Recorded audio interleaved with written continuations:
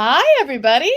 Hello. So if you're just joining us now, this part here comes in midway through the show. So in a couple seconds, we're going to bring in our very, very special guest, Chris Macht. Yeah, we're super excited to talk classic Marvel Star Wars comics. If you have any comment on Chris's glasses, feel free to chime in.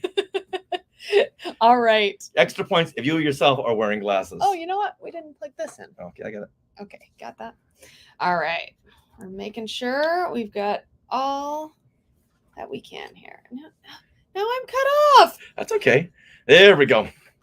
There we are. That's so mean. All right. Okay, so are we ready? We're ready for this? Yes. Okay, everything's recording. All right, this is take 2. Thank you guys for tuning in. Sorry, our previously scheduled one, I messed up when I was doing something. So, all right. We'll blame it on the heat. It's really hot here. Okay.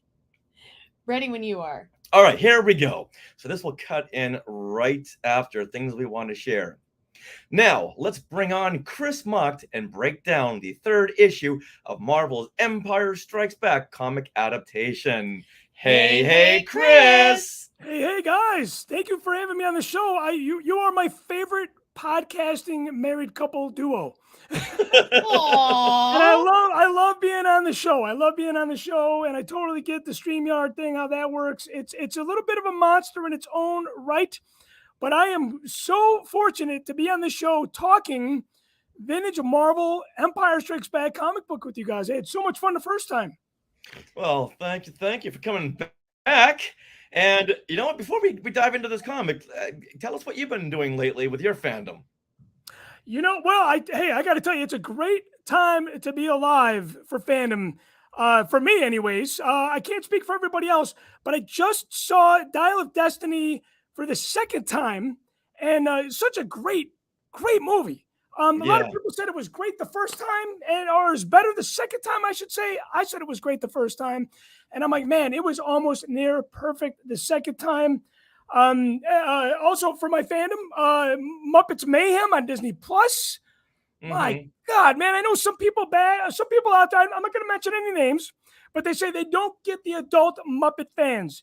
And I got to tell you, you guys know nostalgia better than anybody else.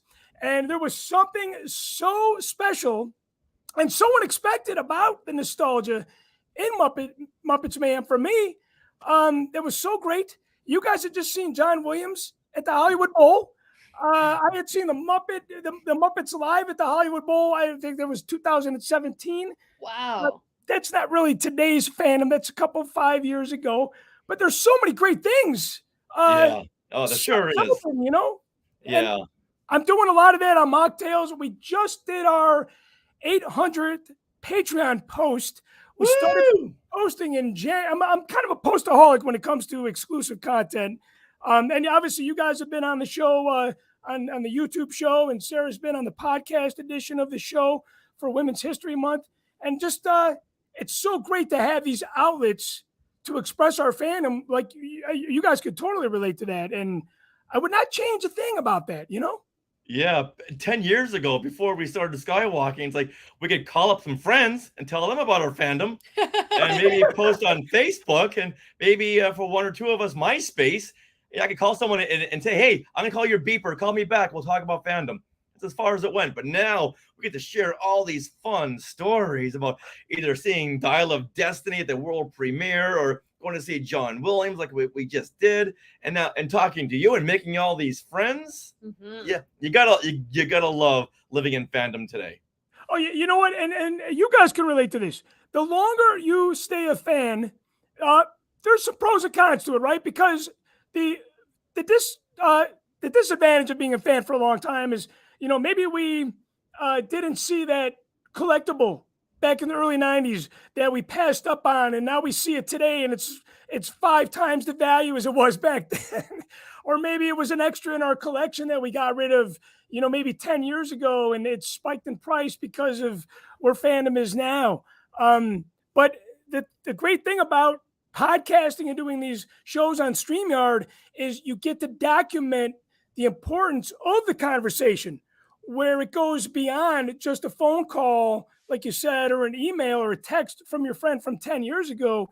It's something that is preserved in time in an Indiana Jones kind of fashion, if you will. Very much so. And I don't think I would have gone back to read these classic Marvel Star Wars comics if we weren't doing it for the show. And I'm so glad we started doing this, like, what, 2015? Yeah, something like that. And the very fact, like, I think it was last week we were deciding what to do for this week's episode. And I'm like, oh, let's do a classic Marvel, because I feel like reading another one. And I can't read another comic without actually documenting it and doing what we're doing now. Yeah, it's like, okay, call Chris right away, quick. Yeah. Let's get this going. Let's do it. So, Chris, what do you remember about reading these comics as a kid, these classic Marvel Star Wars comics, especially the Empire Strikes Back adaptations? I was thinking about that, when you invited me on the show, and the first time you had me on, I had kind of, shared the memory of getting the comic, and I cannot remember what it was, but it was a Lando Lobot confrontation, if my memory serves me well. Yes. And I just remember the comics being a little different than the rest of the Star Wars that we knew. But of course, these movie adaptations are more in line with the films that we are familiar with. But for me, I remember when my Star Wars fandom was reborn in 1992, when I started rediscovering Star Wars. The comic books were a big part of that.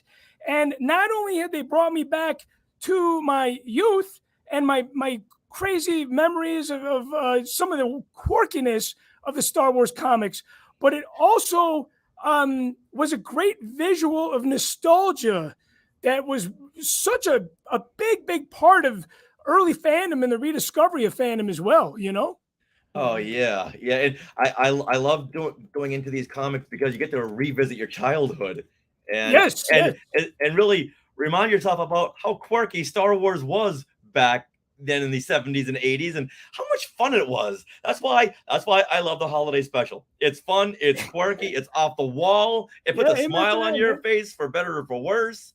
And these are quirky comics too. Like, these comics themselves, I just love going through. And I think the ads are one of the things that's like a time capsule. And I mean, it's just nostalgia on steroids, if you will. Yeah. Oh, yeah. The ads in comics are like the equivalent of, like, Empire Strikes Back recorded off of TV on a VHS tape, which is what I saw. Mm-hmm. So, like, the ads to that. So you get to see the commercials again. Yeah, right. Yeah, the TV ads, yes. It's a time capsule. It takes you back to that moment in time, for sure. Like, oh, I could get X-ray glasses for 25 cents and see through a woman's dress. All right, sign me up. and you can also get the little sea family. Oh yeah, looks like the sea family, right? Yeah, they'll sea monkeys. The sea monkeys. And then in the ad they show like a whole kingdom of these little sea monkeys, and when you get it, it's like Pop Rocks. It's like a bag full of Pop Rocks. Yes. Yeah, a friend of mine did. It's like, what? This isn't the kingdom that was portrayed in the ad. I want to see the kingdom and the family, the smiling family that you saw in the comic book advertisement. Now, we are live on YouTube right now, and I just want to say hi to some people who have tuned in. Michael Corbett, first live chat ever. Oh. Now, and all of you in the chat, let us know, did you get sea monkeys? Yeah. Oh boy, Michael, if this is your first live show, you're in for a treat. Yeah. This is gonna be something. Courtney's in there. Welcome, Courtney. Hey, Courtney. Hello, Courtney. And Peter Smith. Hi, Peter. Hello, I'm waiting for everybody. John Zancanaro to chime in. I know he's working in my neck of the woods. But he might still be working until 5 o'clock. It is 4 o'clock Central Time right now. All right, then we'll talk really, really slowly then. But I know he's watching I know he's watching on the replay. Okay. All right, John, if you're watching on the replay, Where were you? Come on. We Yeah. waited for you. All right, with that, now let's get into the third issue of this adaptation titled Imperial Pursuit. Yeah. All right, here we go. Long ago, in a galaxy far, far away, there exists a state of cosmic civil war. A brave alliance of underground freedom fighters has challenged the tyranny and oppression of the awesome galactic empire. This is their story, and that is how Marvel Comics began every one of their 107 issues of their original Star Wars comic series. Now, I am here to take you through these classic stories, share memories of reading these comics as a kid, and get you caught up with these characters and situations that every Star Wars fan must know. Because, as we've noted, there are several connections and parallels to the current films, the comics, and novels. And in this issue, Chris, keep your eye out for a Rogue One moment. Chris, you're a big Rogue One fan. Huge. There's a huge Rogue One moment in this issue. Again, Now- the Rogue One connection in Dial of Destiny, you know. Yeah. Galen Erso. Yes. Oh, yeah, absolutely. All right, well, this is the series where we break down each issue of the vintage Star Wars comic series that ran from 1977 through 1986. And I am Sarah Woloski, and I am reading these comics for the first time. It's so fun to read these each and every time we record a Classic Marvel. And I share my 21st century response as well as my artistic thoughts. Now, in the last issue, number 40, the Empire had just launched their ground assault on the rebels and left off with the cliffhanger where an AT-AT was approaching Luke's crashed land speeder. So is the AT-AT going to step on Luke? We don't know, unless you've seen the film or any kind of pop culture reference in the last 43 years. All right, so this issue is number 41. Yes, and the release date was September 2nd, 1980. And for those of you keeping score, this issue is 7 issues away from when Sarah was born. So when this hit the newsstands, Sarah wasn't even a thought yet. And Maybe a thought, but She was in the womb. She was in the womb, right? Yes. yeah. You know what? You're right. You- You're right. It took us a minute. Yeah, Gotta do It's some not math. much, if I'm not mistaken, right? That's true. Well, a stork had brought Sarah, so who really knows? That's what I was taught in school. Okay. Well, all right. So this issue was written by Archie Goodwin, and it was based on the script by Lee Brackett and Lawrence Kasdan from the story by George Lucas. Artwork is by Al Williamson, Carlos Garzon, and Glynis Wine. And cover art was Al Williamson and Carlos Garzon. So, Chris, why don't you explain to us the cover of this issue? Tell us what you see. The first thing that screams at me is it's an Empire Strikes Back adaptation, but the Star Wars logo is so big and present. You know, I mean, it's the first thing I look at. But here's the thing: you said the opening text in 106 comic books. I love these comic books for their continuity in that way. Mhm. But one of the things I see here, and it might not be a prominent, obvious color, is there's a hint of purple. And I am a big fan of the color purple. And we're going to get into the panels and favorite colors and that sort of thing later on in the show.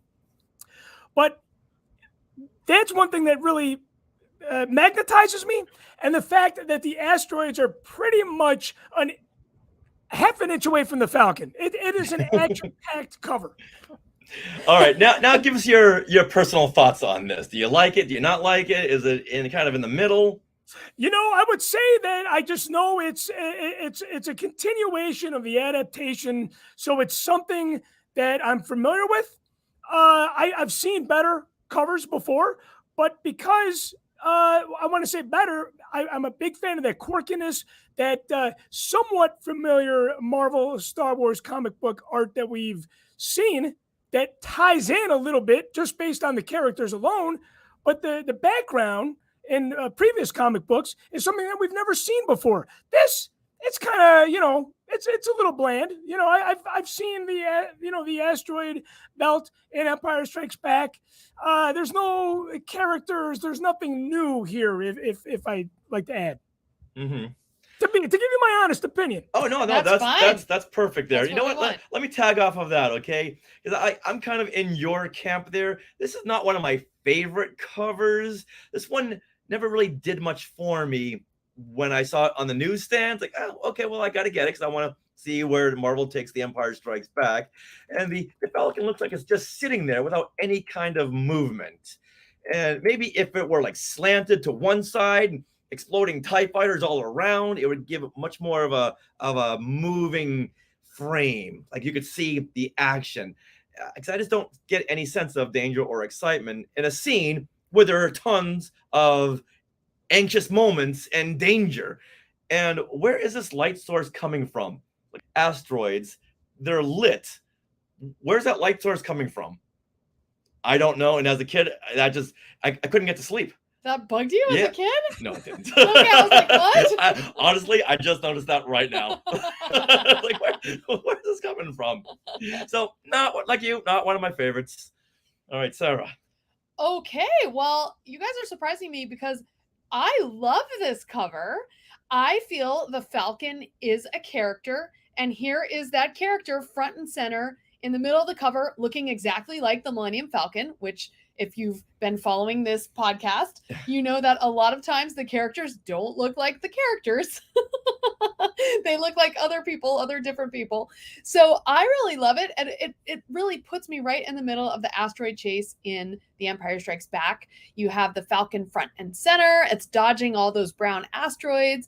The Star Destroyer is breaking a little continuity a little bit because it has entered the asteroid field, which, as we know, it doesn't really do that. It goes on the edge of it, but it looks cool, so it's fine. And then I really like the green burst of energy that the Falcon is having at the back of, even though it's supposed to be, I guess, a blue burst, but it looks cool green. So I don't know. I really like this cover. I understand what you're saying, Richard, about how there's not as much movement, but the Falcon is at a canted angle. I guess they could have canted it even more to make a little bit more movement, but I really like it. Also, the Sky Chat, if you want to chime in, please let us know. We are doing this live on YouTube and showing all the pictures of the comic book as we do it. So tune in on YouTube to see that. Now, we always post the cover art to all of the Marvel issues in our Facebook group and our page. We ask for people, let loose. What are your comments on this cover art? Let's start off here with Matthew Irving. And he writes, always cracks me up when they were clearly using the toys as a model. Exhibit A, that's Star Destroyer. Okay, explain this, because I don't know what the toy looks like. Like, what makes this the toy in particular? I know some things we've gone over in the past where they have used some of the Kenner imagery for the artwork, but yeah, I'm not really seeing what he's seeing here because they never really made a Star Destroyer looking like this until the 90s. Okay. They had the die-cast Star Destroyer, but I'm not seeing that die-cast Star Destroyer back there. And the Millennium Falcon cockpit was so big because you had to fit a couple of action figures in there. But you know what? Everyone sees something different. Yeah. All right. Brian Babcock, he writes, that looks a lot more dangerous than I remember. Yeah, that's a good point. I do agree with him. There's a lot more asteroids, I think, like closing in on the Falcon. And Chris, like you had said, they're like inches away from the Millennium Falcon. Yeah. Now, a quarter of an inch, it looks like. Yeah. Now, Rex Gordon is more in line with me. He says, this was an amazing cover. The Falcon looks like the Falcon. These covers are amazing. See, everyone sees something different. Yep. Thank you, Rex. Oh, and Matt Schott says, I can hear John Williams music just looking at this. You know what? You got me there. Yes. You got me there. I hear that asteroid chase, the asteroid field soundtrack. Oh, yeah. Yeah. Which we just heard live at the Hollywood Bowl. Right. All right. Eric Unkenhout writes, which one is the potato? Referring to how they used shoe, a right? The potato. shoe too. Well, the shoe was in the space battle over Endor. Oh, okay. Well, Space battle over Endor, not the asteroid field. Okay. Right. Yes. Okay. And now Patrick Izzo, he writes, I'm looking for ILM effects wizard Ken Ralston's shoe. That won't be for another couple of issues. Oh, okay. Right here, Okay. it's just potatoes. So, Eric, if you're looking for the potato, it's on the lower right quadrant of the east-west corner. Maybe that's what's making everything glow. The There spuds? you go. Yeah, and then Meredith is chiming in from our chat. Look at the pretty little fast hunk of junk. Well, that's my issue. It doesn't look very fast. It looks like it's just sitting there. No, but it's got the burst of energy. Well, no, that looks like an explosion, because look at the explosion right behind that. It's another green explosion. It's the burst of energy from the Falcon, okay? Well, then why is it on one little just how it engine? Is. Because It it would has be- to fit. It would Because be throughout the whole back of the whole. No, you know back what? quarter. They didn't have room because they needed this gigantic Star Wars logo on the No, helmet. you know what? I don't see that at all. I see that as an explosion because it's green. And TIE fighters, they shoot the green lasers, and in the Millennium Falcons got the blue sublight engines. Come on. Yeah, I swear, like the more we sit here and look at this and dissect it, you really do see the green and the purple.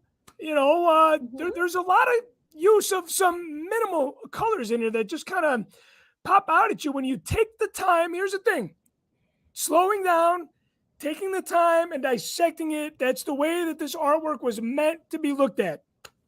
Yeah. They took all that time drawing it. Now Yep. we get Yes. to take all this time. Oh, yeah. We'll get into that a Yeah. little bit later on. It's beautiful. But for now, let's go into the story. So, Sarah, flip to the splash page and explain what's going on here, as well as the artwork. Okay.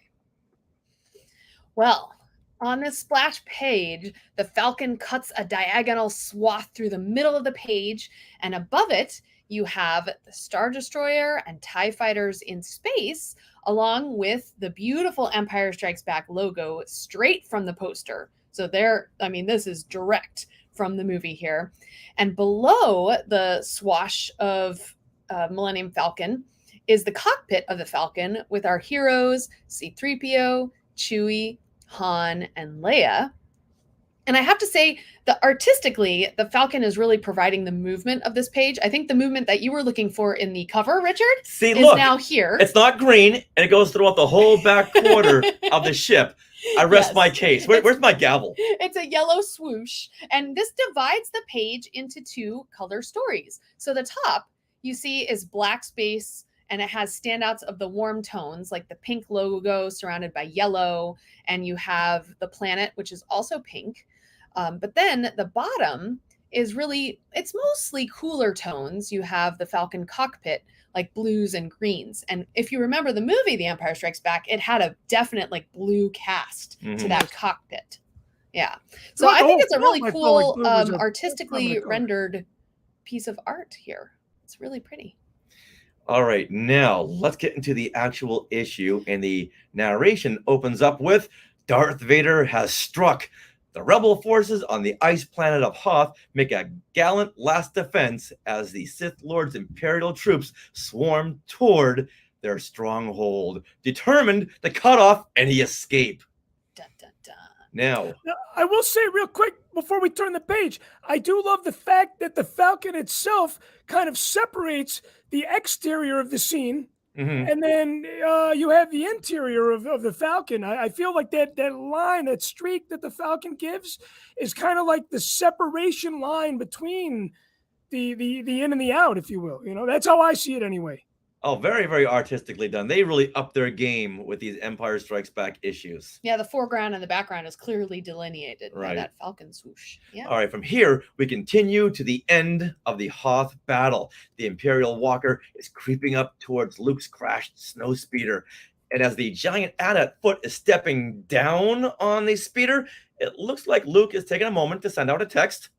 Go to the next page. And maybe he's writing, "Dear Dak's family, I regret to inform you that Dak has been turned into orange goo. Hopefully, he'll get a Kenner action figure as a sign of respect for his service. Your friend, Luke Skywalker." Now, tell me I'm wrong. Look at that upper left-hand panel. That's where he's sitting there. Yeah, look, and he's looking like he's on his phone. He does. Maybe he's thinking, I got to contact Dak's family now before I forget, and maybe they're going to do a Kenner action figure. Maybe now, maybe in 1999 at some point. Okay, I have a question because this is the first time, and I don't really remember seeing the bottom of an AT-AT foot even in the film. Is this the first time we see? No, we see it. We do. Yeah. Okay, but does this look like the bottom of a? No, this looks like he's about to stomp some waffles. Okay. Yes, that looks like a waffle maker.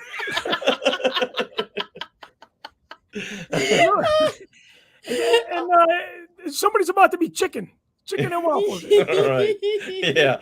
All right. Luke then shoots the grappling magnet to the underside of the walker, and using his laser blade, he cuts a hole and throws in a concussion charge. And as he jumps down, he says, "Not a moment to spare for niceties like sliding back down." All right, discuss. What does that mean? Not a moment to spare for niceties like sliding back down. I think that is so funny. Like, so he didn't have a moment to spare. I don't know. Hey guys, I'm sorry, I'm gonna blow up your AT-AT, and I can't slide back down the batarang, but I gotta jump. Yes. That's how I'm reading into this. Well, the niceties for Luke would be sliding back down. He's not talking about niceties for the people in the Imperial AT-AT.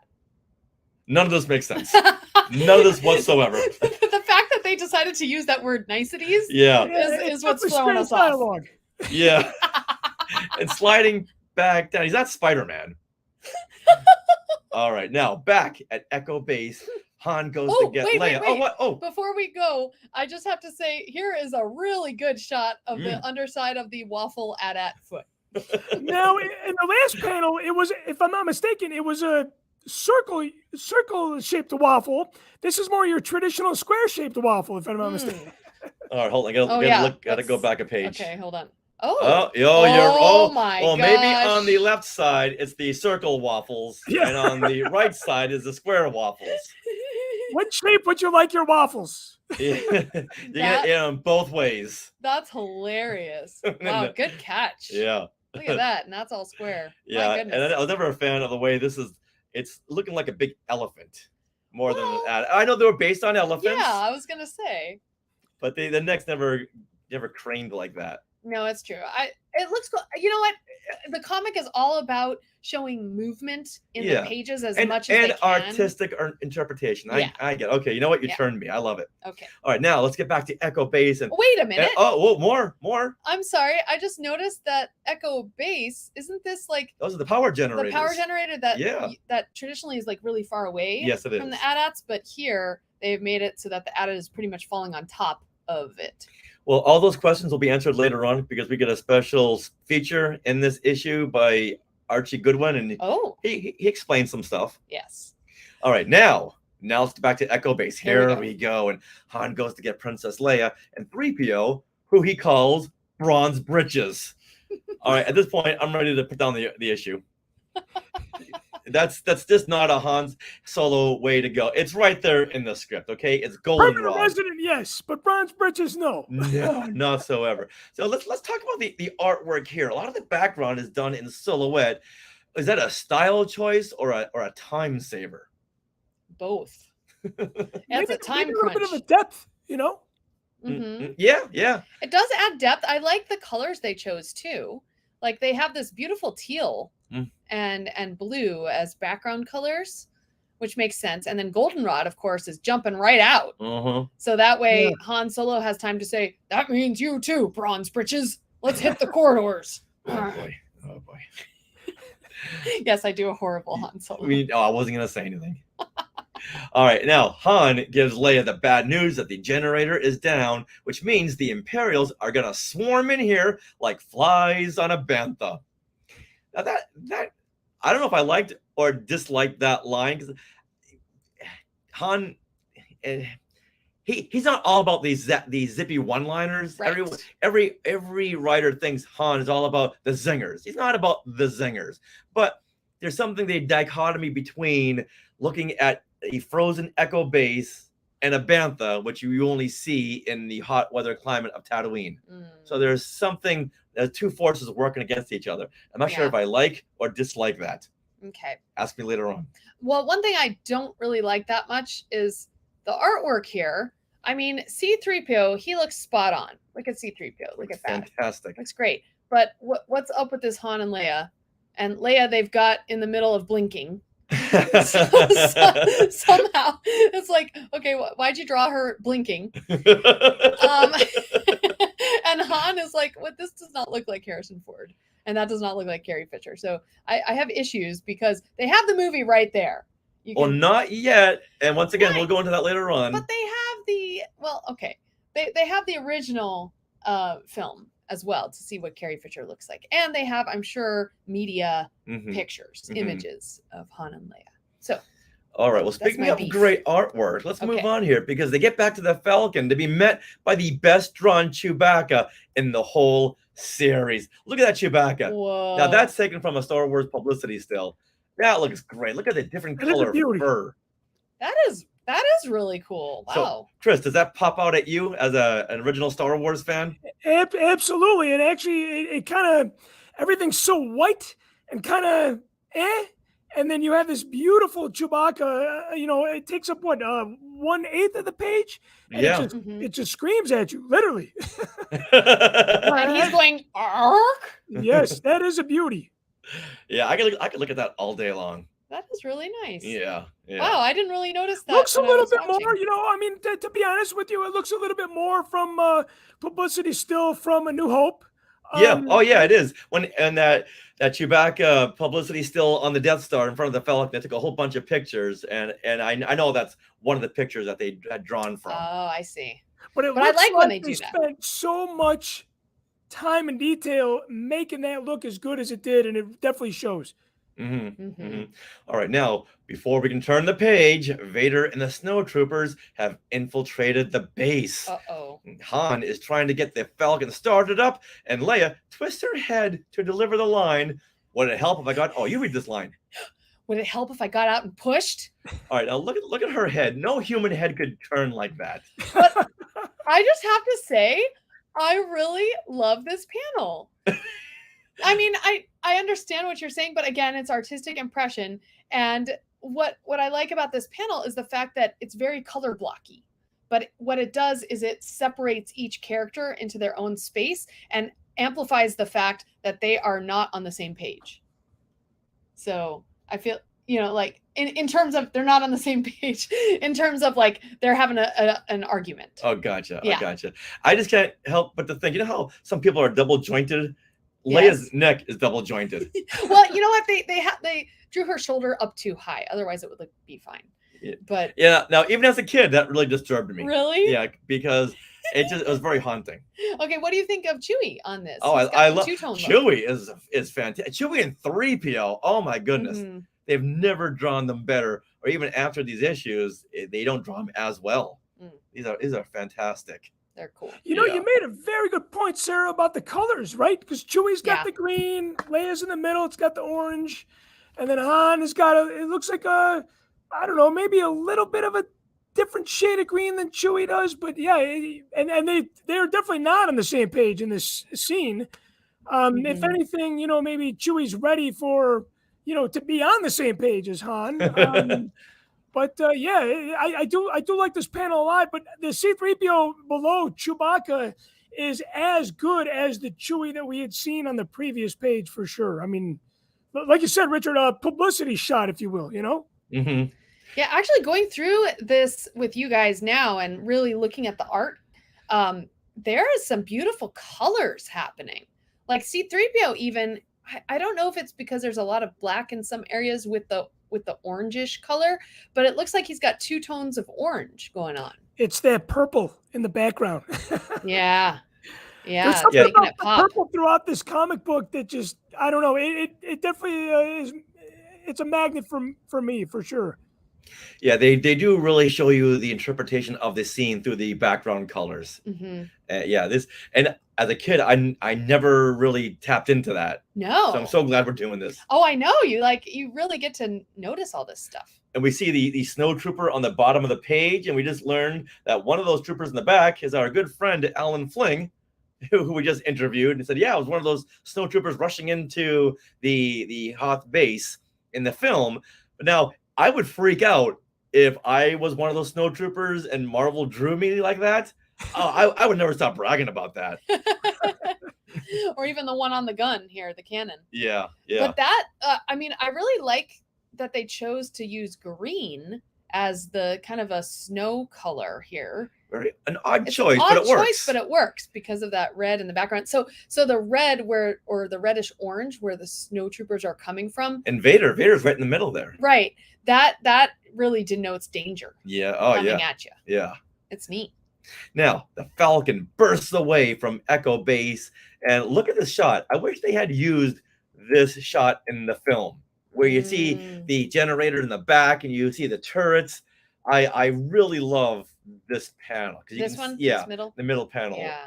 because you can really see how the Falcon is bursting away from the downed Echo Base, and you see a walker in the background as well. He's all Yeah. tripped up. Oh, Yeah. that's cool. You really get a lay of the land here. Yeah, Yeah. I really wish they had shown us a good overhead shot as the Falcon is racing away from the base. It's a much better panel than the previous one with who's this? With Leia? Possibly Leia and That Chewie? looks like in Jackie the Chan. Cockpit? Oh, okay. Yeah, Yeah. I see it. Punch it, Chewie, says Jackie Chan. All right, now the Falcon races past Luke, who is standing by his X-Wing. But back in the base, a snowtrooper reports to Vader that the fleet's tracking scanners are on the Millennium Falcon. Now, I'd always wondered how Vader knew it was the Falcon that escaped Echo Base. Yes, he did see the rear engines as it flew out of the base, and I guess he must have remembered that from when it was docked on the Death Star. But he told like a couple of seconds, if even Wait. that, of the Millennium Falcon as it bursts away, and he goes, and he knows that's the Millennium Falcon because later on. But it makes more sense now that maybe he didn't know it was the Falcon at that point, but others had reported to him that the Millennium Falcon had escaped from Echo Base. And here, Yes. here we see the snowtrooper delivering that information Yeah. that the Millennium Falcon had escaped. He's the messenger. I'm Yes. surprised Yeah. nothing bad happened to him. Oh, it's a good thing we cut away. Now, I think this is a good cliffhanging moment as we see. Oh, I know we'll get to that in a couple of seconds, but right now, Are we going to come back to yeah, this we'll come back to that. Now, Okay. this is a good cliffhanging moment to pause for a commercial break. Now, Do-do-do-do-do. this commercial break is brought to us by Hostess Fruit Pies with the Marvel Hostess crossover story, Mr. Fantastic in the Power of Gold. So, Chris, could you read the part of Impercepto? He's the villain.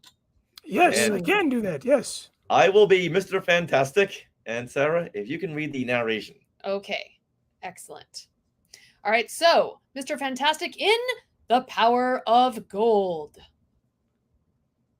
Richard, is it your Fade turn? in. Oh, fade in. Oh, is there a fade? Oh, fade in. Mr. Fantastic zooms over the city in his fantastic cover car. The museum's centennial exhibit of gold is sure to attract the evil designs of Impercepto, that malevolent alien. Impercepto, an invisible alien who needs gold for energy, engages Mr. Fantastic and twists him all up. Fighting an invisible alien has its drawbacks. No matter how far I stretch, I can't seem to get my hands on him. But wait, Impercepto's DNA structure makes him materialize when he comes in contact with gold. Mr. Fantastic stretches over a tall building with several packs of Hostess Twinkies. A superhero can't afford real gold these days, but here's something as good as gold: Hostess Twinkies cakes. Suddenly, Impercepto materializes, so we can now see his big red head with antennas and pointy ears, and he wears a green cloak. I'm materializing, becoming visible. These golden bars of Hostess Twinkies cakes have reacted with my DNA. Mr. Fantastic has Impercepto wrapped up in his stretched arm. I see Twinkies cakes work their power on you, Impercepto. Such golden goodness, such delicious sponge cake, such light creamed filling. They're fantastic. You get a big delight in every bite of Hostess Twinkies cakes. I think that's the best dramatic reading we've ever done. I can really feel those moments right there. Now, let's go back to this line here. A superhero can't afford real gold these days. That's what I liked about the Marvel characters, because they talked about issues like being able to afford something, whereas DC, they just went through their day by day, not ever talking about real life issues. Mhm. So I think that's what made them really stand out from the DC characters. You And had to earn it. yes, exactly. Yeah, they got to earn a living here. And I did a deep dive to see if Imperfecto was an Impercepto. Impercepto. If he was an actual character seen anywhere else in the Marvel comics, Anywhere? nope. Nope. This Aw. is his one and only appearance. Just a Aw. comic book advertisement. Yeah, I but should say a hostess advertisement using a created villain. wouldn't Yeah. he kind of looks like in these pages here, like It looks like a leprechaun, honestly. I'm Like a blanking Martian out leprechaun, right? on the Yeah. Flintstones, the little space Martian. Oh, it was Zooks. What was that? I don't Yeah, with the know. helmet. Yes. All right, Sarah, you look it up. I don't know what Okay, I'm looking up. Flint- his name, but yes, Flintstones something- alien. Okay. I would go crazy if the Marvel films, the MCU, did a really, really, really deep cut and added some of these characters into movies and TV shows. The Great Kazoo. The Great The Great Gazoo. Gazoo. That's what it was. Yes, The- the Great the, Gazoo. Yes. Why did I say Gazooks? The Great Gazoo. Yes. Yeah. Okay, I can There he see is. that. Yeah. Yeah, he's like a long lost cousin. Yeah, I could definitely see that. Oh my goodness. Look at that. So the next time we go to one of these Marvel press conferences, I don't have any questions about the movies other than when can you add these Hostess Marvel crossover characters into the films, because that would be the best ever. An Ever. animated version, just like a mini short on, Yeah. Disney What Plus. if? The what ifs. Oh, It's The what right. ifs. It's right there. that would It's- be See, again, so fun. that's the thing about being a fan as long as you and I have, because we start thinking about the what ifs. We want more. Yeah, get a couple of these aliens in the crossover into one of the stories. Oh, fans would flip out. They would flip out. The ones who understood it, the whole 0.004% of us, Yep. would really flip out. All the people that were in advertising, the advertising fans. Yes, yes. Yeah, there you go. Now let's talk a second about Reed Richards here. Were you excited when it was announced that Adam Driver may be playing Reed Richards for about a day or two? I was not. Just because I feel like I really like John Krasinski for one thing. No, You didn't like him? no. But I kept seeing Jim Halpert. well, see, that's my fear. Like, I felt like I would just keep seeing Kylo Ren Yeah. and not Reed Richards. So, yeah, he was already in a big franchise as a big character. I couldn't see him as Reed Richards. Yeah, See, but now I'm not a Marvel guy, and I don't hate Marvel by any means. My fandom is can only stretch so much, between the Star Wars, the baseball, and the music. It's got to stop somewhere. But Adam Driver in a Marvel series, I would watch that, because sticking to my Star Wars fandom, everything that those actors have done beyond Star Wars, I always find myself interested in, because I was a fan of what they did in the Star Wars franchise. mhm. I could see it spoiling it a little bit, because, like you said, Sarah, you're always going to see him as Kylo Ren to some degree. But for me to do Marvel, I think it would take him to do a character, like that. Interesting. Yeah, I think if they gave him that Reed Richards haircut with the gray sides and change his hair up, I think he would pass. But I wasn't excited when I heard that. No. And when they said, "Oh, he already priced himself out of the role," it's like, okay, disaster. Priced himself out of averted. the role. Yeah, what does that tell you, right? Yeah, that's what they're saying. Yeah, so he wouldn't be my top choice either with John Krasinski. Okay. I can't really think of it. You know what? Just throw Ryan Gosling in there. He's already got different hair for Ken, so Yeah, he can make it work for Mr. Fantastic. right. He doesn't have any role as of now that you look at him and go, oh, he's from The Notebook. So I think, so other than that, All I go is, oh, he's photoshopped. yeah. That's all. All right, now let's get back to the show. Woohoo! Oh, but wait, I have to share what I thought of this Marvel ad. And one of the things I really like the fact that it took a little bit of a different spin on our usual comic book ad, because the usual ad, what it does is it has the superhero take out the Twinkie or the pie out of his belt from somewhere. Or his spandex. I don't know where Spider-Man hides his Twinkies. Don't ask. I don't know. Ask. But he gives them to the bad guy as a distraction. Whereas this time, Mr. Fantastic had them, but it reacted with the bad guy's DNA to make him visible. So it actually had a function in the story that helped Mr. Fantastic like capture him rather than just distracting the bad guy. So I liked that. Yeah, but okay, that doesn't answer the question. Where did he get those Twinkies from? I mean, Maybe he's got him wrapped up. Well, maybe they were in his fantastic hover car. Yes. Yeah, because he was just in the car, right? Yeah, right? yeah. So he came prepared. And if it was in the boot. If you spend a lot of time in your car, you're gonna have snacks in there, some beverages. Mm-hmm. They might be a little You old. should. Yeah. Yeah. Maybe your CD case or a case with your cassette tapes. A CD case. Yeah. So, You know what's okay. funny? So I'm driving around in a 2003 Hyundai Sonata. I use it for work. It's got 233,000 miles on it. It's my wife's old car. I still play my CDs in that car. That's awesome.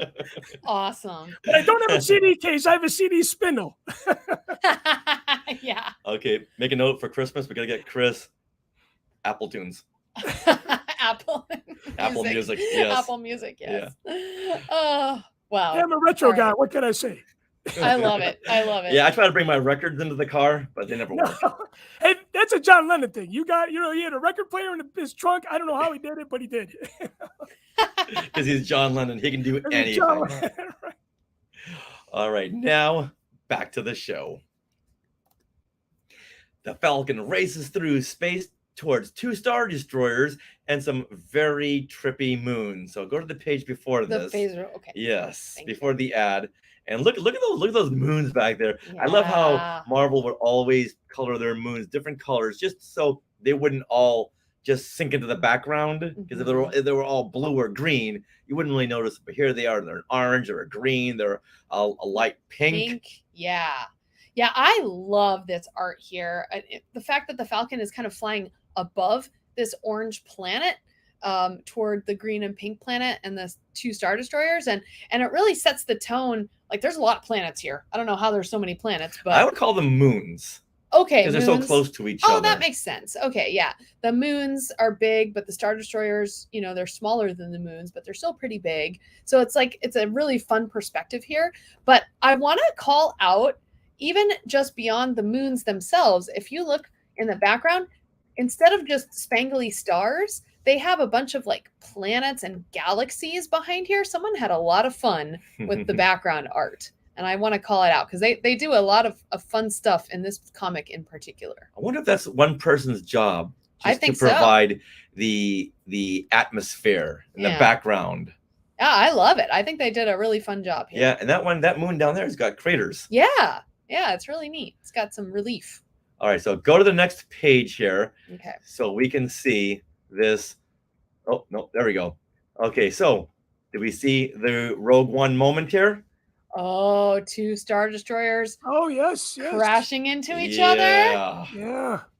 Wow. I love that. When I saw that in Rogue One, I had to leave the theater. I couldn't take anymore. It was just so overwhelming. That coupled with Michael Giacchino's music too in that moment was amazing. Yeah, and look at the way this is drawn with the red and the yellow and the white burst coming out of the hangar bay beneath the Star Destroyer and coming up from the top, and one Star Destroyer is going one way, one going the other way. You can just see just the calamity in that one little bit of a panel. The movement, and then the Falcon flying away, races right around away. And even that quote there, they may be faster at sublight, but we can outrun them every time. That kind of adds to what is happening there. With the dialogue alone, it's kind of the icing on the cake of that picture, if you will. Yeah, absolutely. And the moons and stars behind. Yes, lots of fun colors. Then if you look at the upper right, you'll see another panel that was taken directly from a publicity still. Mm-hmm. with Han covering 3PO's mouth. Either shut up or shut down. Yeah, which you don't see that in the actual film because when he covers 3PO's mouth on Echo Base, he's in his He's off. blue brown Oh. jacket. Oh, right. I don't want to start any fights, so I'll say a It's blue. blue. I know that, and you know that, but there's I Everyone know else says that it's as well. brown. Yes. a big faction of people out there who will go to the mat saying it's a brown I jacket. know. But then here we go with that quote there, covering the mouth, right? We saw that in Echo Base. Yep. When they're in the asteroid field, I want to say that he says either shut him up or shut him down in that moment of stress there. Yes. Correct. Yeah. When they're in the Yes. cockpit. Now, as Han realizes the Falcon's in bad shape with the entire Paralight system damaged, several fighters and a TIE bomber is on his tail. And I love the fact that they use a TIE bomber. Let's go to the next page so we can see that the TIE bomber, because we only see the TIE bomber so little. See in the upper Right here? right. Okay. We only see it so little Oh. in the film. And it's never Talking about this. for attack. Yeah, that one right there. It's just to get them out of hiding. Oh, right. And I'm so glad that they used them in the Disney Plus shows. You know that Favreau and Filoni are huge fans when they're saying, hey, you know what? Let's get IG-88 back in there. Let's get some TIE bombers back in there. Right. Things that we only saw for a couple of seconds, but yet still made toys of. Let's get them into this new Star Wars Show. universe of shows. Mhm. All right, cut to Luke telling R2 that they are going to a place that Ben Kenobi told him about called Dagobah. All right, Dagobah or Dagobah? Dagobah. Dagobah. I say I gotta say Dagobah. Dagobah. Dagobah. Dagobah. Dagobah system. In the film, I believe Obi-Wan says Dagobah system. That's why I say it, because Obi-Wan says it in the film. Right. Yeah. All right, now R2 replies with a Tadut Blitavit? oh, perfect. In the lower right, we see a very nice shot of Luke skimming a moon surface with an orange, yellow, and white halo Wow. around that moon. That's really pretty. That's very, very pretty. And he's skimming over Dagobah Dagobah. I feel like it was a woman who was doing all this background colors. It might have been Glennis. Yeah. Glennis Wine. Because it seems very like feminine to me and a good, like I don't know. It just has this feminine tone to it. Mm-hmm. Nice. All right, now we cut back to a great panel with the Falcon zooming away from TIE fighters with a destroyer in the background. Look at That top panel. Oh, look at that. That is I wish we could have seen that in the film. That is really cool. Yeah. Again with this background. Look at the fun planets Yeah. and color. And you can really see the energy and the movement coming from the Millennium Falcon. Mhm. This is what we needed on the front cover. I was gonna ask you. You know what? I'm just saying. I don't want to keep harping on this, and I'll only do it another 20 or 30 more times. But this is what they could have used. I don't know how we're gonna get out of this one, says Han. All right, now we cut back to a great panel with we did that part. Han is called up to the cockpit now by Leia since they've just entered an asteroid field. Okay, pause this for a moment. Because the way this comic is drawn, you have, again, that cool artwork panel.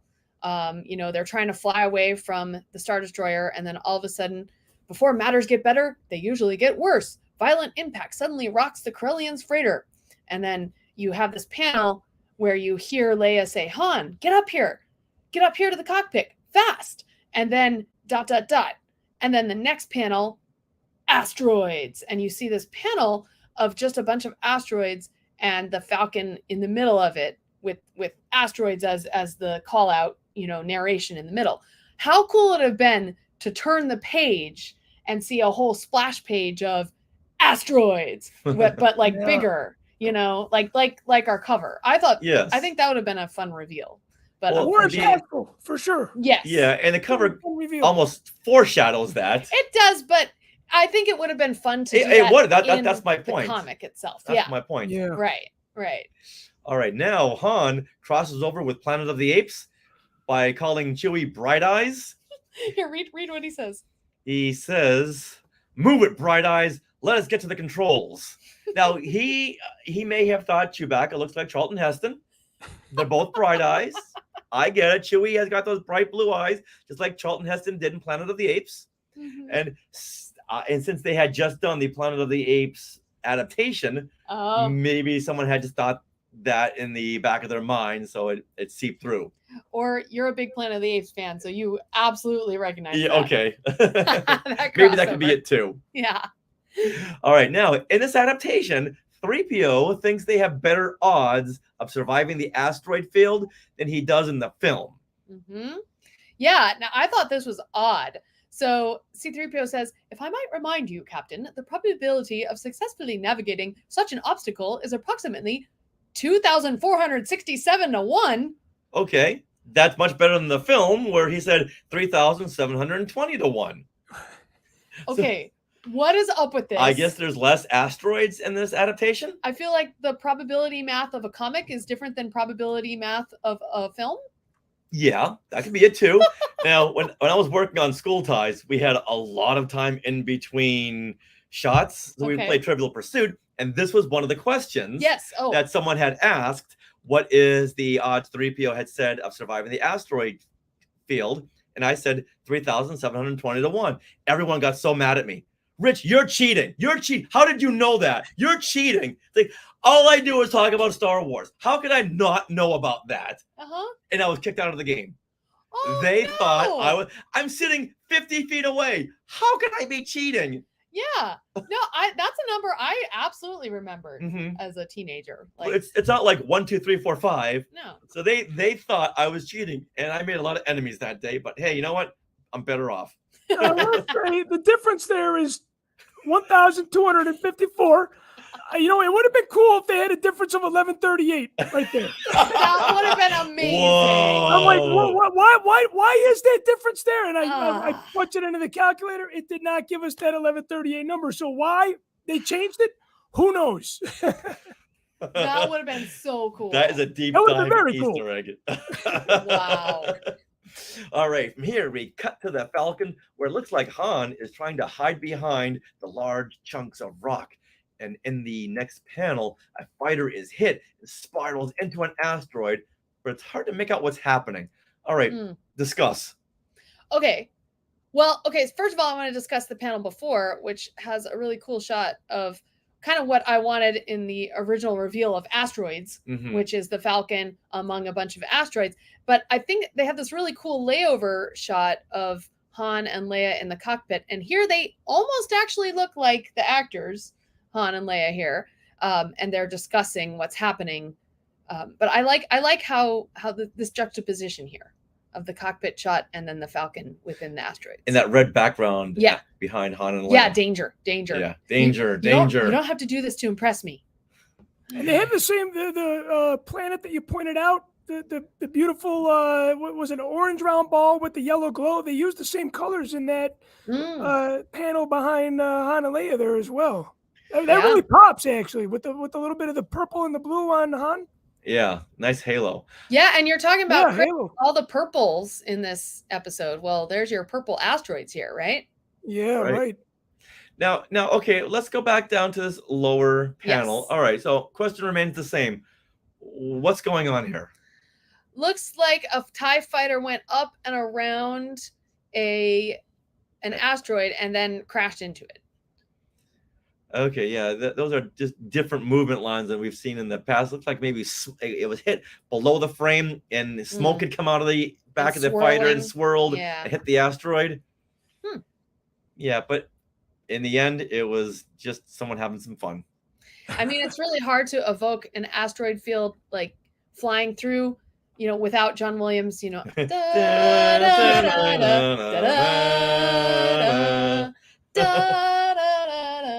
But you think that when you look at this page. Yes, Very you much do. so. Very You much can hear so. it. Yeah. That's a powerful soundtrack when you look at a comic page and hear the soundtrack. Mhm. All right, now from here we cut to the interior of the Executor, and Piet sees the helmet lowering down to a guy with hair. Yeah. Yeah. Check it out. Yeah, this guy's got some short curly hair. But now go to the panel above it where Piet is walking into the chamber. Now anyone walking by that door can peek in and see the unmasked Vader. Not a whole lot of privacy there, unless there's double doors. It looks like now there could be double doors because anyone walking down that corridor can peek in and, oh, that's what Vader looks like. Well, right now Piet is walking through the door, so it is open to allow him in, and it'll close very fast. But if you look beyond, there's the I see. Death Squad commander. Right. And then beyond him, looks like maybe there could be another set of doors. Oh. Which I'm just noticing because originally I thought Right here? it was just a hallway. Yes. Okay. And people walking back and forth. It's like, why did Ozzel keep on passing by 8 or 9 times? I know at this point he's dead. So maybe Captain Nita. What? Captain Nita, don't make me strangle you. Yeah, he won't be dead for another couple minutes. Yeah. I know later on I'll strangle you for a whole other reason, but because you saw my short haired non-masked look. Right. All right. Now, the narration reads that a cape is mechanically lowered and the Dark Lord stands. Yeah. Now, I want to see that. They say it, they just don't show it. I want to see where his capes are being stored. Does he have a closet full of them like Lando does in the Millennium Falcon? Is it like General Grievous in that Clone Wars episode where he had a whole closet full of different parts? Right. Orlando has a bunch of capes. Yeah. Right. Yeah. Well, okay, so I think that would be cool to see this. I mean, obviously he must have multiple capes because they skim the floor, which means they've got to get frayed at some point. Yeah, right? and dirty. But in the film, when we saw the Vader in the trailer without a cape, I flipped out because we get to see Vader without a cape because he looks the same Luke and Leia and Han, and they can change clothing, but we're always going to see Vader look the same. But here he's not wearing a cape. Oh my goodness, the possibilities. Well, okay, so I want to call out this narration that you mentioned that a cape is mechanically lowered. This is very rare narration. It describes what a character is feeling. While Piet tries to summon his voice from a tight, dry throat, a cape is mechanically lowered and the Dark Lord stands. So I thought that was interesting that the narration called out the fact that Piet is a little scared. You know, he's got a tight, dry throat. We see that in the film too, where he's yeah. It looks like everywhere swallowing. else. Yeah. You know, when you see someone across a crowded room, it's like, oh, I know that person, but I don't know their name. And you want to look everywhere else, but as you're trying to remember what their name is. Yeah. All right, now back down in the asteroid chase, Han tells his crew that he is moving closer, plunging to a huge looming giant asteroid. Yes. And inside the cockpit, Han flies the Falcon into a cave. And Leia says, "What is that? Han, do you hear? What?" Now, what is she referring to? I don't know. Here, what is Leia hearing at this point? I think Well, they skipped a frame. Okay, so I mean, maybe she's hearing the space slug. Do what? The Minox? I don't know. Yeah. Oh yeah, I don't know. Yeah, but it seems like they skipped a panel where something happened. Maybe as the Falcon is flying through the cave, we see maybe a Minoc or maybe some teeth in the background, which would make her say, "Hey, what? I got a bad feeling about this." Right. Yeah, it's interesting. I don't know, but I do have to say that this image of Leia, where she's half in shadow, half in light, looks spot on to Carrie Fisher. Mhm. Finally, at the end I think the they've done comic. a pretty good job in this adaptation. Well, look at the past. Look at the previous 40 issues. I think it's beautiful, and I love the shadows here.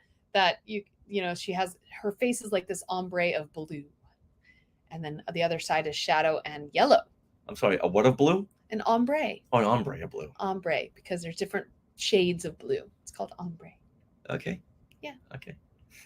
Now we cut to Luke flying into the cloud cover of Dagobah, and Art 2 says, Sarah? Benit Reap. Boy, it's like Ben Bird over here. And Luke starts the landing cycle, not knowing what's beneath him, and crashes the X-Wing into the swamp. And the narration reads, shuddering instants later, it's over and just beginning. And all right, describe this last panel over here. This is a fantastic panel. Well, Chris, do you want to describe this panel? This last panel? To describe it, I mean, you really get to see a variant of Yoda. I would say the comic book adaptation of Yoda, and to be a Jedi. So, Luke is obviously not a Jedi yet, and it's a cliffhanger. It really is. Yeah. I love this silhouette of Yoda we see. Yeah, you're right. It is the variant Yoda, and he's looking at Luke climbing out of the X-wing, and this figure's got big ears. If I had seen this before the movie, I would have flipped out. What is this? Right, for sure. Definitely. I mean, this is a beautiful foreshadowing, and it's really the only trailer you need for the next issue. It's like the tease of Yoda, the tease of Luke's training. Let's do this. And hopefully Yoda will be on the cover of the next issue. Ooh. No. And to see Jedi in print, just to be a Jedi exclamation mark. It's definitely a cliffhanger for sure. Yes. It's really cool. A Jedi you will be. Yeah. All right. Now, this is the end of the issue. So what are our afterthoughts after reading this particular issue? Chris? I would have to say that you guys had kind of pointed out some of the quirkiness that I did not expect, which is great because I believe that is what the Marvel Star Wars comic book series is all about. It's about the quirkiness. It's about the variance, the oddball portion of it. And I really, because I sat here with you guys and kind of fine-combed it, you guys helped me see that clearly. But it's always good to see. It's always good to see Star Wars in print from yesteryear because, like we said at the top of the show, there is a huge element of nostalgia with it. Yeah. And I still get that. Looking at it today, and I had not seen this comic book too long ago. There's still some layers of nostalgia in here that cannot be removed. Yeah. Oh, very much so. And just the innocence of Star Wars, I would say. Yeah, the innocence. Yes. Yeah, we're not everything's got to mean something. Right. All right, Sarah. Well, I think that's taking panel by panel and slowing it down. I get to enjoy it. Yeah, it's like watching a TV show every week instead of binging it all at once. Yes, you slow down and enjoy it. Yeah, exactly. And really think about what you've seen. Yeah, like just going through it with you guys today. I noticed a lot more of the color story of this issue versus when I just read it to make notes. When I read a comic, I generally read the narration and don't pay as much attention to the colors and the pictures because that's just how I read. I'm like used to reading novels. But I thought this was a really exciting issue. There's lots of action. You got the escape from Hoth Base. You got the asteroid field chase. Finally to the promise of Yoda and Jedi training. And we even got to glimpse Jedi in his rehabilitation chamber, which Vader. What did I say? Jedi. I meant Vader. Yeah, in his rehabilitation chamber. And so I thought it was very illuminating and exciting. Yeah, me too. I'm loving reviewing these comics because, like you said, Chris, very, very quirky. And I love the different interpretation. If it was just one-to-one with the film, there's no point in it. But the fact that they're changing the backgrounds, they're changing different characters, and some of the names have been switched around. Just some things to make you go, oh, this is going to be a little different than the film, so I better pay attention. So I'm loving this. And this here, which I think is a good part of it, right? It's I think making it slightly different from the film is fun because very much so. It's not a carbon copy of it, Right. Oh yeah. Yeah. This is my issue, my comic from 1980. Wow, Get your fingers off of this. Okay, hands down. Go put on some white gloves.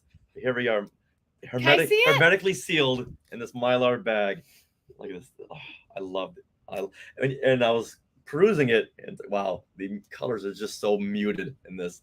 Oh, compared to yes. Well, it's printed on newsprint. Oh, right. So it's much different than like this. Exactly. Yes. Bam. Yeah. Now it is crazy that this had come out almost 43 years ago that Yeah. still that still boggles my mind a little bit. Mm-hmm. 43 years ago. It's unbelievable, and it's a little bit uncomprehendable at the same time. Absolutely. We were just watching Captain America Civil War, in which Spider-Man says, "Hey guys, remember that really old movie, The Empire Strikes Back?" Really old movie. Oh boy. Half the we saw that in the theater. Half the audience laughed, the other half cried. Groaned. Yes. Cried. Because it All doesn't right. seem like it's 43 years old. It's not an old movie. I guess it is, but to us, it's not considered. Casablanca is an old movie. A Trip to the Moon is an old movie. Right. The Empire Strikes Back, not an old movie. Wonderful Life, that's an old movie, right? Yes, exactly. But then those were what, 1940s? 1930s? 60s. Yeah. 70s. So they were about 40 years old in the 80s. Right. So, It's wow. crazy. All perspective. You know what's funny? I feel like I need to, this is kind of a strange thing to do because it is your show. Your listeners know about this, but I cannot say enough about this book. I love this book. I love the artwork on this cover. And for those of you that watch this show that don't have this, it's super affordable too. There's some really good stuff in here. And I love this because it's not digital. It's like old school journalism at its finest. And you get to pass this on to your loved ones after we leave this planet. Because when we leave this planet, Empire Strikes Back is going to be 80 years old at that point. So things need to be preserved, and this is a good way to preserve our fandom. So I had to give a shout out of your own product on your own show. Well, thank you very much. And for those of you just listening, Chris was showing us his copy of Skywalking Through My Fandom. Did you color any pages, Chris, or something you can show us? No, but you know what? I have not colored any pages yet, but it has been in front of me since you guys have gotten it. So it's not like it's buried with my Marvel Star Wars comics in the other room. Give it to your daughter and see what she thinks of it. Have her color in some pages. I'm going to have my daughter start filling this out with me because she's got a couple things that she could put in there. She still can't get past. She still can't get past the fact that when I ask her why does she not like Star Wars like Daddy does, she goes, "Because it's violent." And I can't argue with her. There is some violence in there, but my mistake was 4th of July. I was going to take her to see the new Indiana Jones movie, and I left her at home because my wife was still relaxing, and I'm like, okay, I'll take you today. And that is not a movie for 9-year-olds. Is that a little too violent? That's a violent film from a 9-year-old perspective. Star Wars, violence, but there's some fun things with the droids and the aliens and that sort of thing, Mm-hmm. Oh, yeah. It's funny to hear my 9-year-old daughter say that Star Wars is violent. And, I don't know. I can't argue with that, but it's not senseless violence. Right. Yeah, you see a whole lot worse on TikTok these days. You do. You really do. Yes. The internet in general.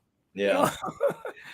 All right. Now let's go into our favorite panels from this issue. Chris, do you want to kick us off? What is your favorite panel?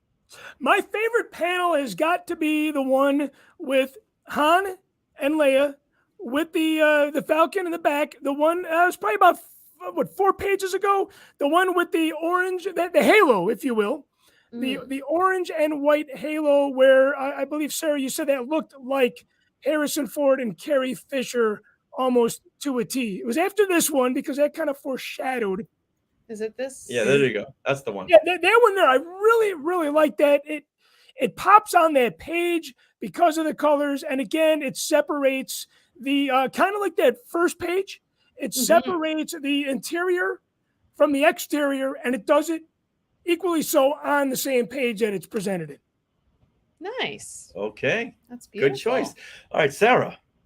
You only get one, okay? I have like 3 written here. Okay. It's hard, right? So, you know what, Chris, this is great because one of my favorites was that one that you called out. So I will go back to page 7, which is Han and Leia in silhouette. Let me see. Hold on.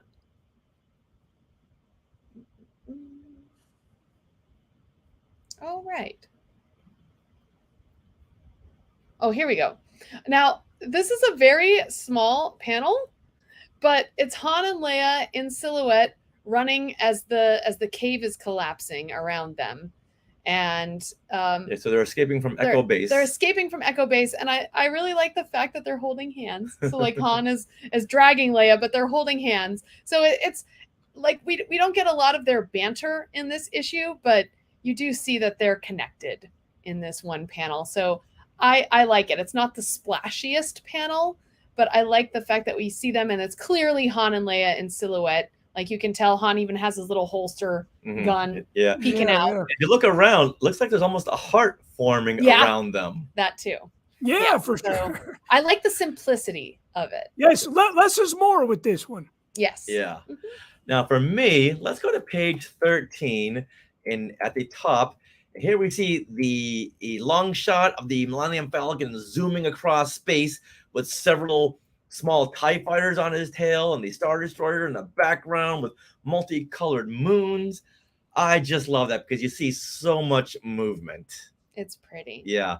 I wish we could have seen this, and this would have been a very expensive shot to do in the film because it's a very extreme long shot. But still, when I saw that, I pulled that off back when they were shooting this. Is that even a possible shot? I don't know. A lot of the shots were very tight.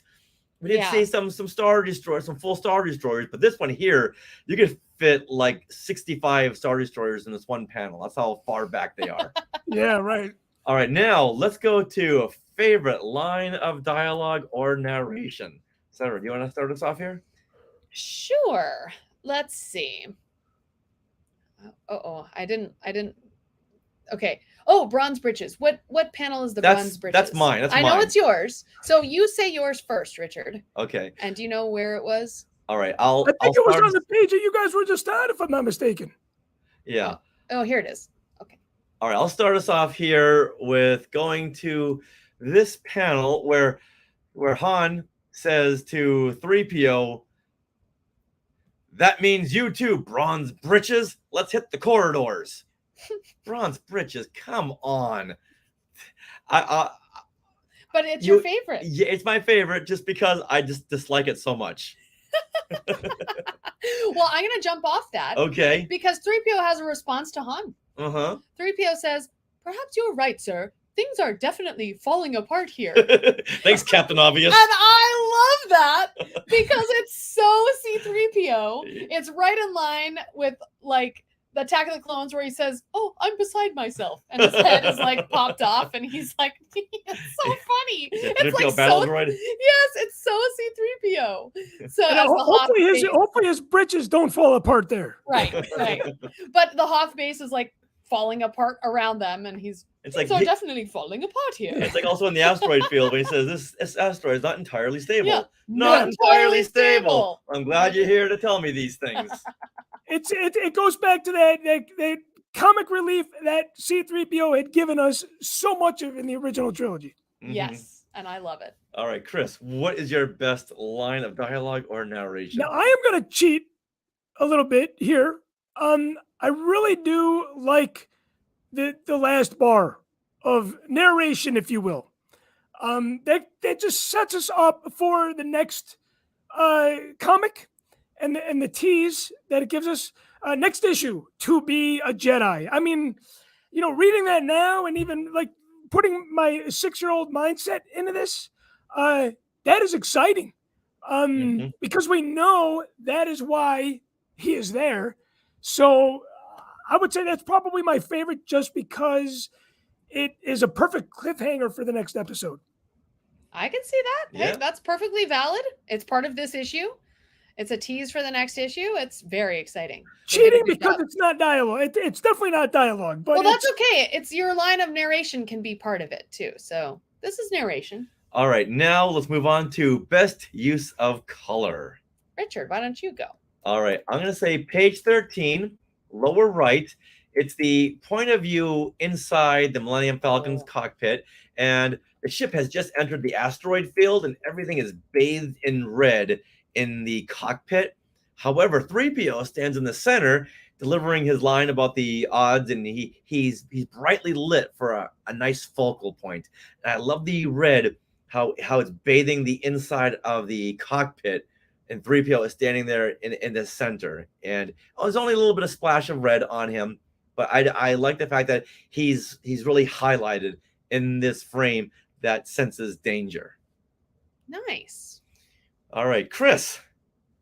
You know, I do love the fact that Sarah had pointed out that, you know, Chewie, Han, Leia, 3 different colors, but this is maybe more my favorite color use. Maybe not the best use of color, but the purple AT-AT. This is why I love Star Wars Marvel comic series. And I would say the one where we can see the waffle under his foot. This one? There's something about this that just screams Star Wars Marvel to me. Mhm. And you know what? If I had to be specific, it would probably be the one before this, because it is a little strange that he's falling in front of the shield generator. You know, I would say any purple AT-AT here. I know we're getting a couple pages. Okay, that's the first one, right? So Yeah. I would say between these 3, maybe the third one's my favorite. Actually, he's falling in front of the shield generator. Yeah, that's the pretty best use cool. of color is Marvel just using very oddball colors for something that is not the color it's supposed to be. Mhm. And this one screams out at me. After reading the whole comic book, this one was the first one, and it's the favorite. Again, not best use, but my favorite use of. Oh, it kind of ties in. All right, like Sarah. Sarah, what is your best use of color in this issue? Oh my gosh. Well, I know, like, after talking about it, there's so many great instances of color use. But I'm going to go back. So page 8 has 2 places that I really love the colors.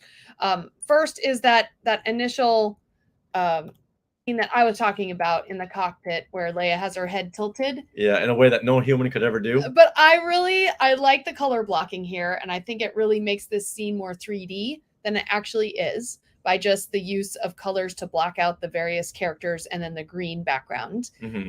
And then I really like the interesting use of color in the snowtroopers with the gun. He's got the big cannon Thank just you. set up Yeah. before he's blown up. Right. But I love the fact that they chose green as a color for like the snow. And then also that red danger color where all the snowtroopers are coming out of, and Vader too are coming from the tunnel. So yeah, I'd have to say page 8 has some really great colors.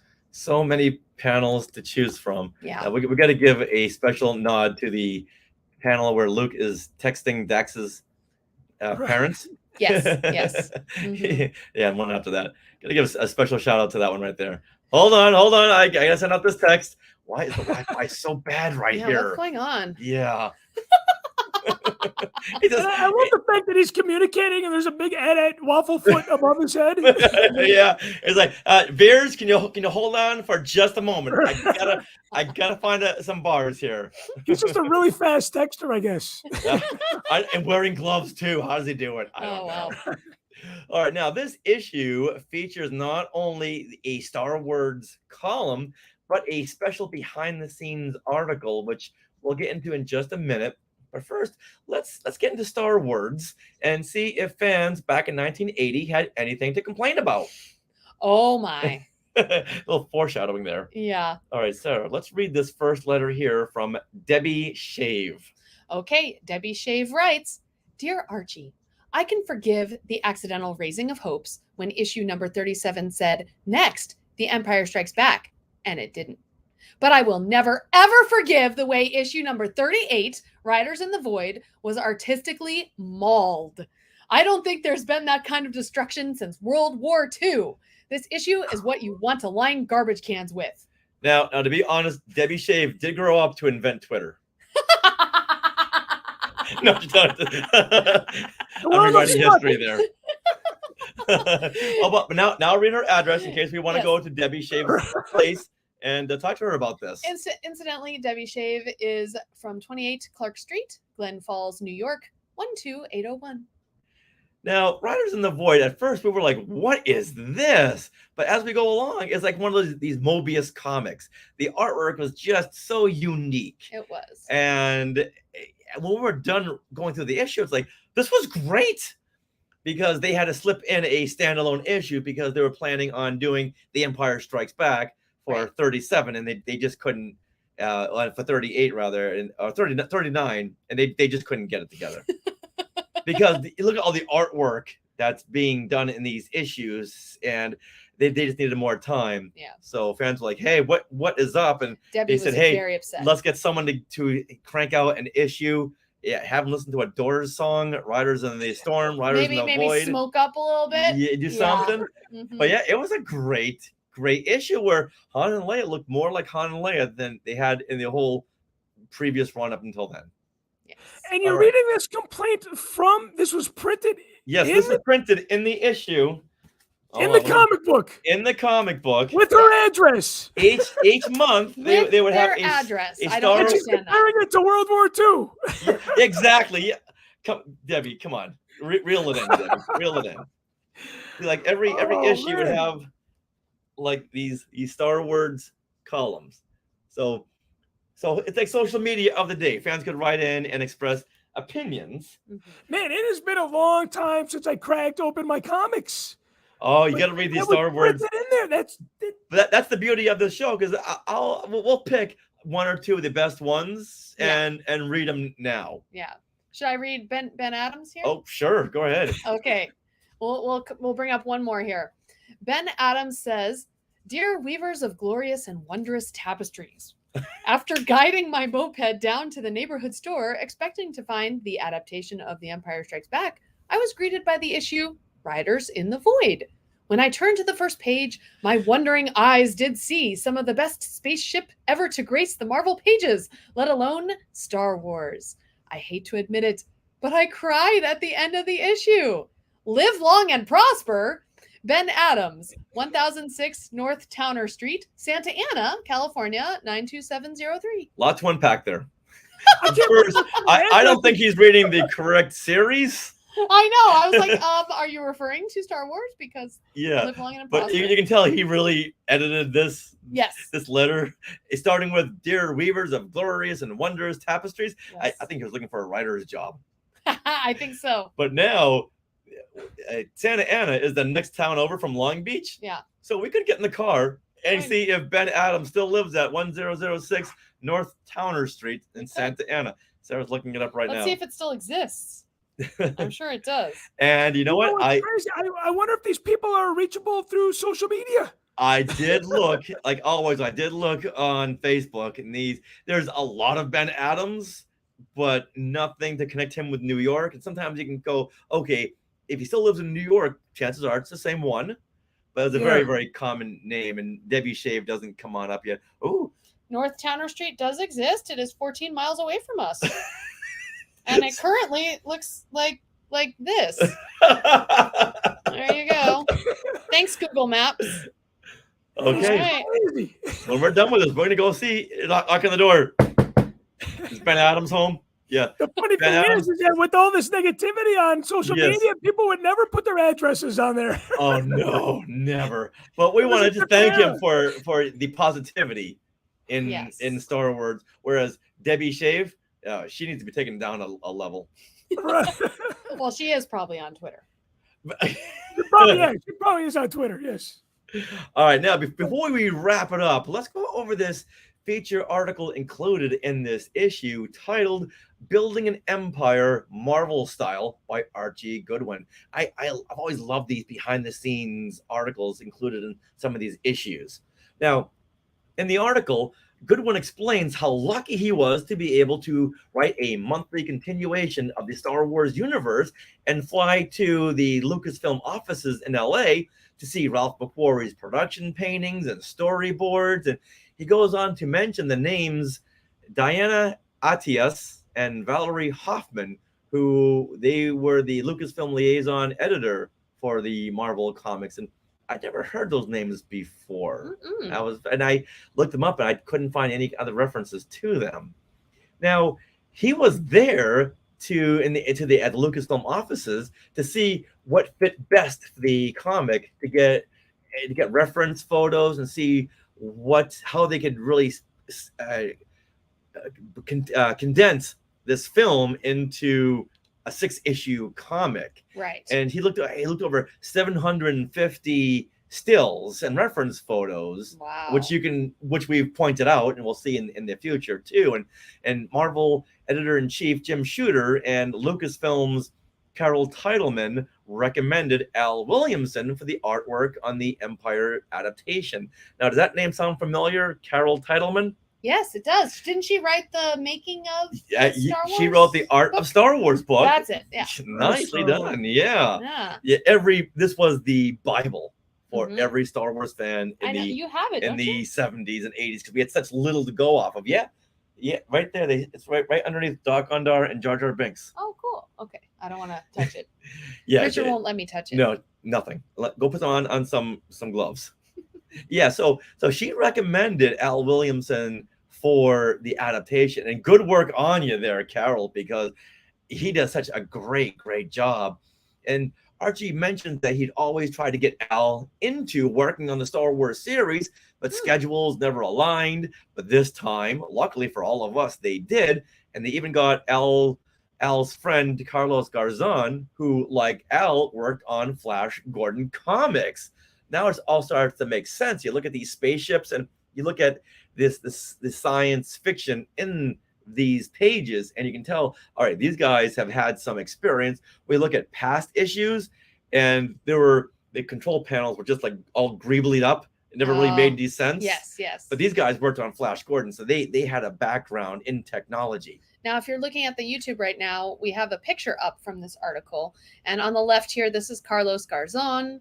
Then we have Archie Goodwin, who's the writer and editor. And then Al Williamson, we're talking about here. So And you can even see some of their pages down below. Mhm. Some of their pages for the Marvel Artwork, comics. you Yeah. see the Falcon here. Yeah. So Archie then explains that they had to adapt the Hoth battle without seeing the film first. Oh, That's what we were referring to earlier. They just had the script, the storyboards, some stills, and McQuarrie's paintings.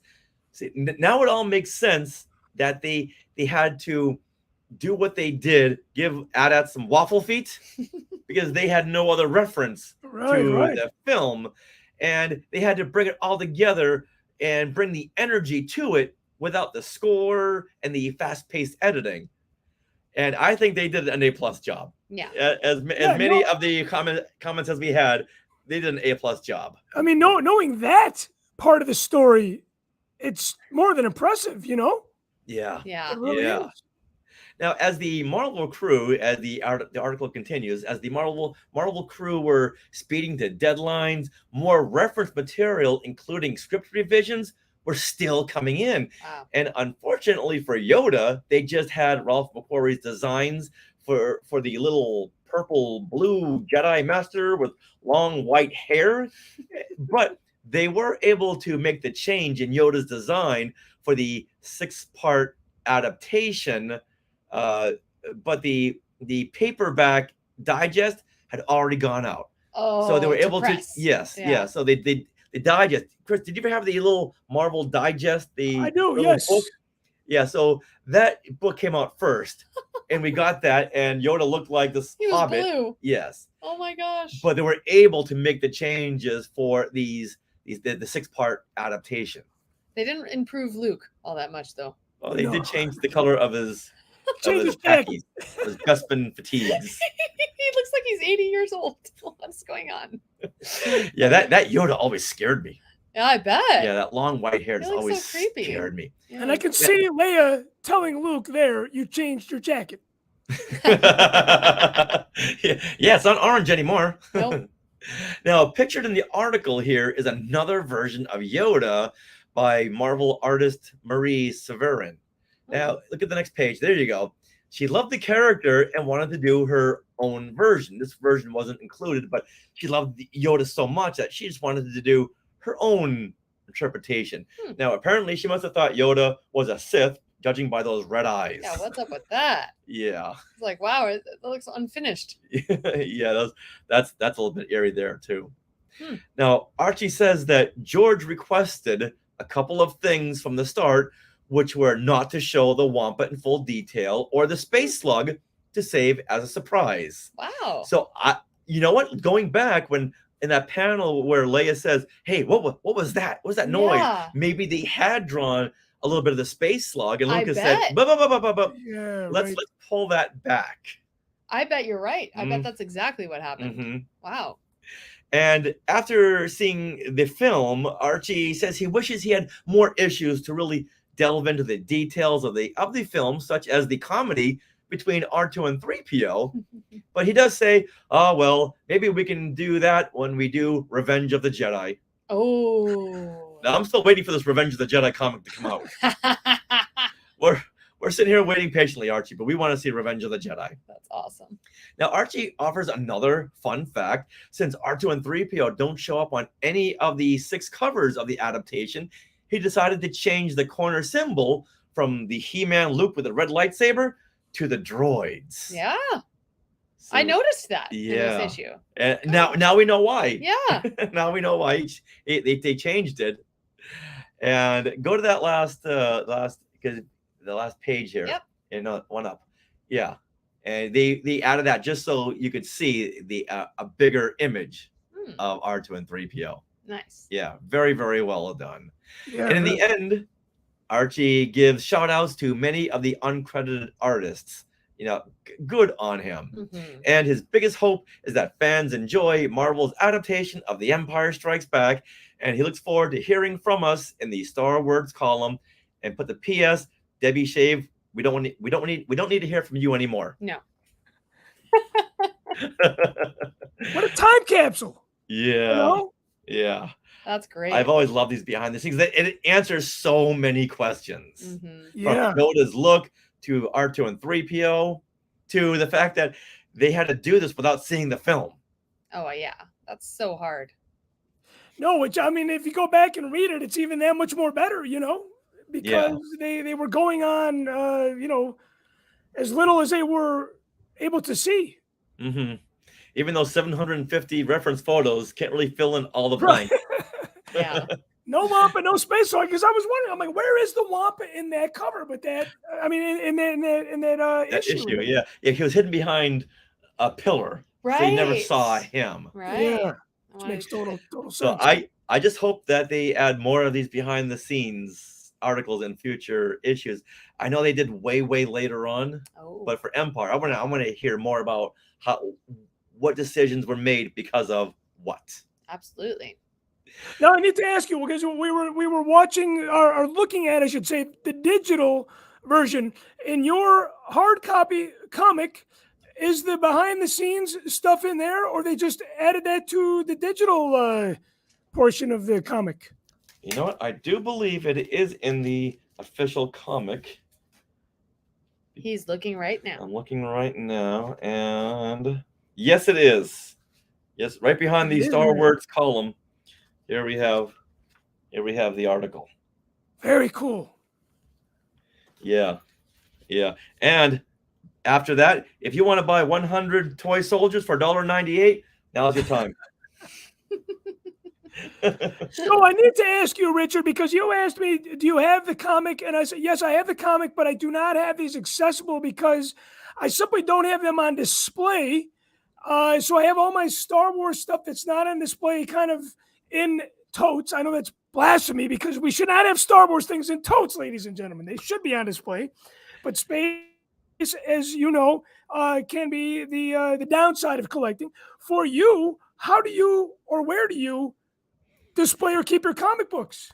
Well, right to the right of me, I had some shelves with some work stuff on it. Well, I had to toss all that stuff out because I needed to get my hands on the different articles in Starlog and Famous Monsters when I was doing the Research. Today in Star Wars History, because I used to have all my magazines and comics buried in a closet somewhere. It would take me an hour just to go find them.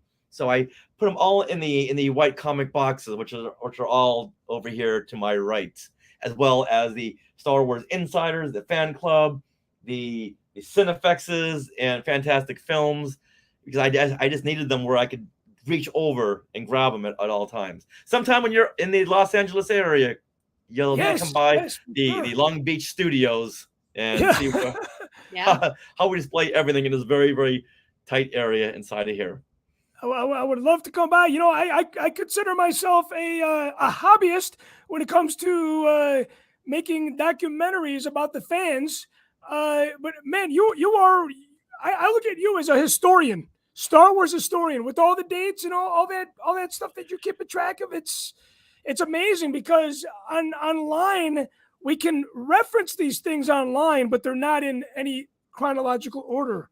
Or they And might I be think unless you're looking for Mhm. them, you're not going to find them, you know. Mhm. right. But you have them all right there in 2 books. Yes, after how many decades of research? And Yeah, now- well, like I said, there's pros and cons to being a fan for a long time. yeah, but this is the pro right here. We get to share all your knowledge in a 2-volume set today in Star Wars history. That's right. It's amazing. It's amazing. Years and years. Well, I cannot thank you guys enough for having me on the show, and I love having you guys on my show as well. So I look forward to more collaborations, if you will, in the near future. Oh, they're coming. Absolutely. They're coming. Yeah. So, Chris, please let our listeners know where they can find you on social media. And mocktails from the cantina. I do not do Twitter. Like the girl that was there referenced in the Debbie? in the back pages there in the Star Wars comic book. I'm more of an old school guy. You can find me on Facebook and you can find me on YouTube. And for those of you that can't get enough mocktails from just the live episodes that we do, we're probably doing about 1 live episode a month now on YouTube. But we're doing a lot weekly on Patreon, so you guys can always follow me there or join the Mocktails community on Patreon as well. Excellent. All right. Well, thank you so much there, Chris Mocked. And as Stan Lee would always say, enough said. Excelsior! And there we go. Nice. Awesome. All right. That is That was Thank you guys everything. again. I appreciate you inviting me on the show. Yeah, you're welcome. Yeah. So I'm going to end the broadcast. Okay. Bye. But don't everybody. go away. Yeah. You know how it works. Yeah. Yeah. Let me end it.